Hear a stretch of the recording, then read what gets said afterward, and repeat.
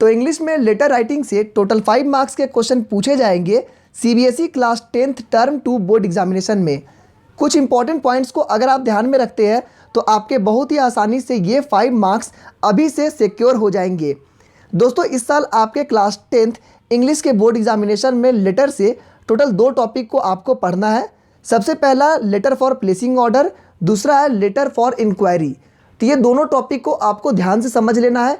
आपके 5 मार्क्स अभी से सिक्योर कर लीजिए, बाद का टेंशन क्यों रखना।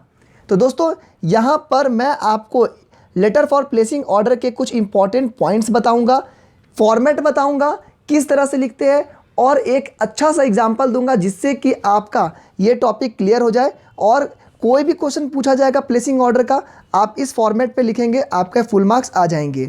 तो चलिए आज का वीडियो को दोस्तों स्टार्ट करते हैं। यहाँ पे देखिए, सबसे पहले कुछ इंपॉर्टेंट पॉइंट्स पे डिस्कस करते हैं। लेटर लिखने से स्टार्ट करने से पहले आपके माइंड में क्या क्या चलना चाहिए, स्टार्टिंग करने से पहले आपका माइंड मेकअप क्या होना चाहिए, उसके बाद आप लेटर पे आइएगा। देखिए, पहला बात तो है कि आपका कोई भी लेटर प्रॉपर फॉर्मेट में होगा, ठीक है। तो आपको सबसे पहले तो लेटर राइटिंग के फॉर्मेट को सीखना है। टेंशन मत लीजिए, मैं आपको एग्जाम्पल के साथ समझा दूंगा, तो आपको बस माइंड में रखना है फॉर्मेट होना चाहिए।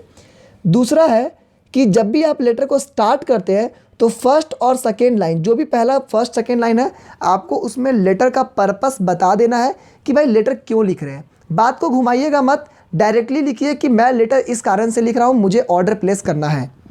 तीसरा बात कि जब भी आप लेटर का स्टार्टिंग दे दिए, अब आपको क्या करना है, उसका बॉडी लिखना है, यानी उसको डिटेल्स में देना है कि आप इससे क्या क्या चाहते हैं, ऑर्डर में क्या क्या मांगना चाहते हैं, सारी चीज़ों को डिटेल्स में दे दीजिए। फिर आपको क्या करना है कि कॉल टू एक्शन, यानी कि आप जो लेटर लिख रहे हैं उससे आप क्या चाहते हैं, what do you want from the receiver. आप इस लेटर को जिसको भी दे रहे हैं उससे आप क्या चाहते हैं, वो बात आपको मेंशन करना ज़रूरी है। लास्ट में आपको लिखना है योर्स फेथफुली या योर्स ट्रूली, लिख करके क्लोजिंग कर देना है। इन सारी बातों को आपके माइंड में रखना है, तब आप लेटर राइटिंग को स्टार्ट करिएगा। चलिए अब एक एग्जांपल से समझते हैं, सारे डाउट्स क्लियर हो जाएंगे और 5 मार्क्स आपको अभी से सिक्योर होंगे। दोस्तों, बोर्ड एग्जामिनेशन में बिल्कुल भी यहाँ से मार्क्स नहीं कटेगा। देखिए, सबसे पहला क्वेश्चन पे आते हैं हम लोग। As head of music department of your school, write a letter to Hyderabad music house placing an order for some music instruments like sitar, harmonium, tabla, tanpura and guitar. You are Anvita Anil of DIPS school Rohini, New Delhi. देखिए, आप क्या है, music department के head है, आपको letter लिखना है किसको, हैदराबाद म्यूजिक हाउस को लिखना है, ऑर्डर प्लेस करना है, क्या क्या चाहिए, सितार, हारमोनियम, तबला, तानपुरा, गिटार चाहिए। चलिए अब लिखेंगे कैसे। सबसे पहले आते हैं, आपको क्या बोले थे, यहाँ पर आपका फॉर्मेट आपको पता होना चाहिए। सबसे पहले फॉर्मेट को डिस्कस करते हैं। फॉर्मेट क्या है, जो लेटर लिख रहा है उसका यहाँ पर क्या होना चाहिए, एड्रेस, सेंडर का एड्रेस होना चाहिए सबसे पहला। दूसरा यहाँ पे डेट लिखेंगे। तीसरा यहाँ पे क्या करेंगे, जिसको मिल रहा है उसका एड्रेस, रिसीवर को लिखेंगे, ठीक है। उसके बाद क्या करेंगे, सब्जेक्ट लिखेंगे, डियर सर लिखेंगे, लेटर को स्टार्ट करेंगे, डिटेल्स में पूरा लेटर को लिखेंगे और लास्ट में आपको यहाँ पे क्लोजिंग करना है, ठीक है। चलिए अब आते हैं लेटर पे आते हैं, तो आपको सारे डाउट्स भी क्लियर होते जाएंगे। सबसे पहले क्या बोले थे, सेंडर का एड्रेस। देखिए क्वेश्चन में दिया हुआ है Anvita Anil of DIPS school Rohini, New Delhi. तो आप क्या किया, यहाँ पे एड्रेस लिख दिए। फिर क्या किए, आप यहाँ पर अपना डेट लिखिए, आज का डेट, जो भी आप जिस दिन लेटर लिख रहे हैं एग्जामिनेशन का, एग्जाम का डेट लिखिएगा। फिर क्या लिखेंगे, जिसको लेटर मिलेगा, तो आप किसको लेटर लिख रहे हैं, the proprietor Hyderabad music house new Delhi. और भाई ये XX क्या है, इसका मतलब यहाँ पे आपको पिन कोड लिखना है, ठीक है। तो जो भी पिन कोड आप लिखिए, XX भी लिखेंगे तो भी चलेगा। अब देखिए, किसी का माइंड में डाउट आ रहा होगा, तो द प्रोपराइटर क्यों लिखिए।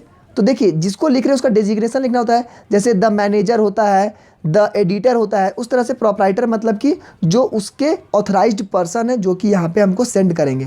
तो बुक्स वगैरह ये सब जो मंगाना है, ऑर्डर प्लेस करना है, तो द प्रोपराइटर लिख सकते हैं। या फिर अगर कुछ दिया हुआ है डायरेक्टर वगैरह, तो आप उसको ही कॉपी कर दीजिएगा, नहीं दिया हुआ है तो आप लिख सकते हैं। आगे क्या करना है, सब्जेक्ट लिखना है, placement of order for musical instruments, directly लिख दिए। अब आते हैं डियर सर, यहाँ पे कॉमा लगा दीजिएगा, ठीक है। यहाँ पे कॉमा छूट रहा था, डियर सर, यहाँ है कॉमा। अब क्या करेंगे, this is to inform you that our school management has decided to place an order with your company for the supply of musical instruments. देखिए आपको क्या बोलते हैं, फर्स्ट सेकेंड लाइन में बता देना है कि आप लेटर क्यों लिख रहे हैं। बात तो घुमाइए मत, डायरेक्टली लिखिए। तो डायरेक्ट लिख दिए कि ये लेटर मैं इसलिए लिख रहा हूँ क्योंकि हमारे स्कूल के मैनेजमेंट टीम ने डिसाइड किया है कि आपके कंपनी से कुछ म्यूजिकल इंस्ट्रूमेंट्स को चाहिए।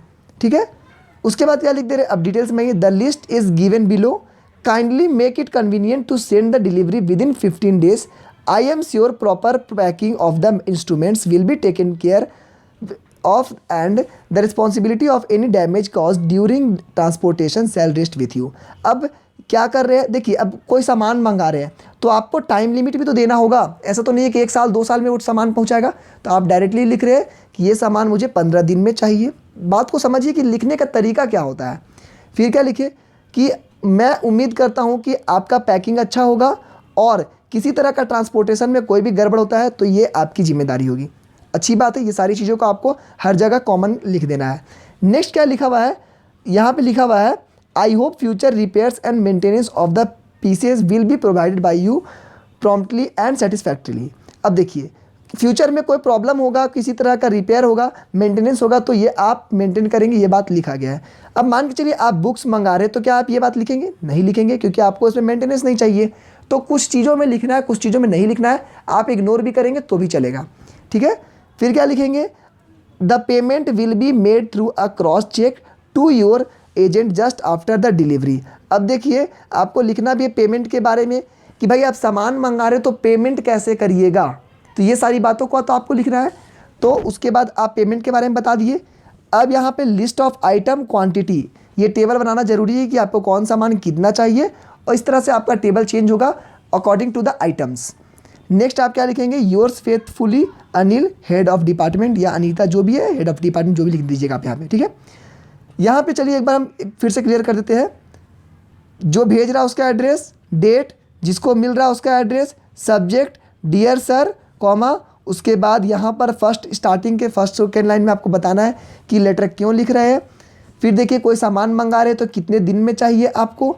उसके बाद क्या चाहिए, आप पेमेंट कैसे करेंगे वो बताइए, क्या क्या सामान मंगा रहे हैं वो बताइए, और आप उनसे क्या चाहते हैं, तो आप चाहते हैं कि आप जल्दी से जल्दी ये चीज़ को 15 दिन के अंदर में भेज दीजिए। तो ये सारी बातों को आपने क्लियर कर दिया, इससे आपका लेटर हो गया कंप्लीट। और यहाँ पे लास्ट में आप अपना सिग्नेचर कर दीजिए तो हो गया आपका कंप्लीट। तो दोस्तों उम्मीद करते हैं कि आपको ये वीडियो पसंद आया होगा और सारी बातों को भी समझ में आ गई होगी। तो इससे रिलेटेड कोई भी ऑर्डर प्लेसिंग से आएगा आप इसी फॉर्मेट में आप लिख दीजिएगा, 5 आउट ऑफ 5 आपके आ जाएंगे, कोई नहीं रोकेगा। अगर आपको वीडियो पसंद आया तो चैनल को सब्सक्राइब कर दीजिए, बेल आइकन दबा लिए। हमारा दोस्तों मोटो है learn simple learn easy, simplest और ईजीएस्ट वे में समझाने की पूरी कोशिश करते हैं। आज के इस वीडियो में बस इतना ही। Thank you and have a nice day.